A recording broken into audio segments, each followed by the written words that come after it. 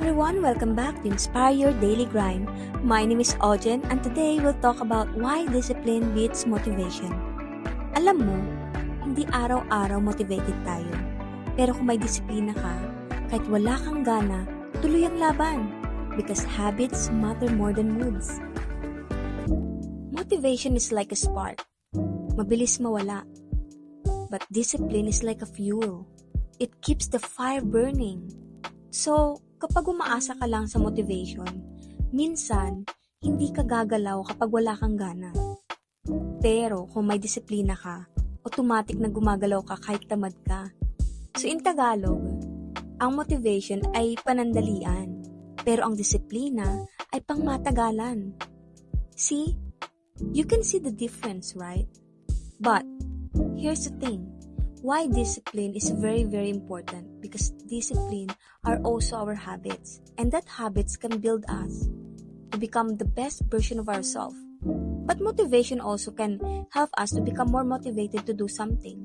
But once you lost that motivation, and if you don't have a discipline, you will go through full stop na hindi mo nagagawin kung anong gusto mong gawin. But when you build the habits and discipline, you will see the big changes to your life. So think of habits as your autopilot.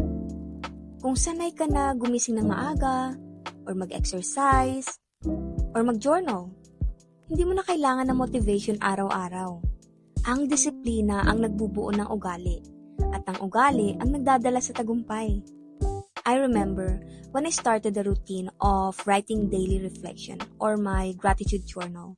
Every day, I write it down all the things that I am grateful for. At first, I was motivated.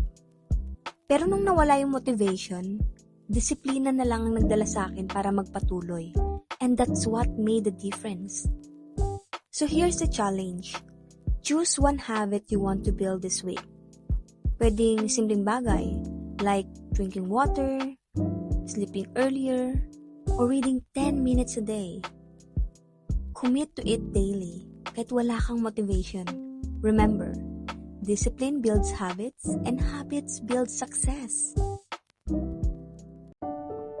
Thank you so much again for tuning in to Inspire Your Daily Grind. My name is Aljen, and saying, motivation will come and go, but discipline will carry you through. Kaya huwag kang maghintay ng tamang mood. Build the right habits. So if this episode inspired you, share it with someone who needs encouragement. Together, we rise one grind at a time. So before we end our episode for today, I would like to share to all of you this motivational quote by James Clear. Habits are compound interest of self-improvement.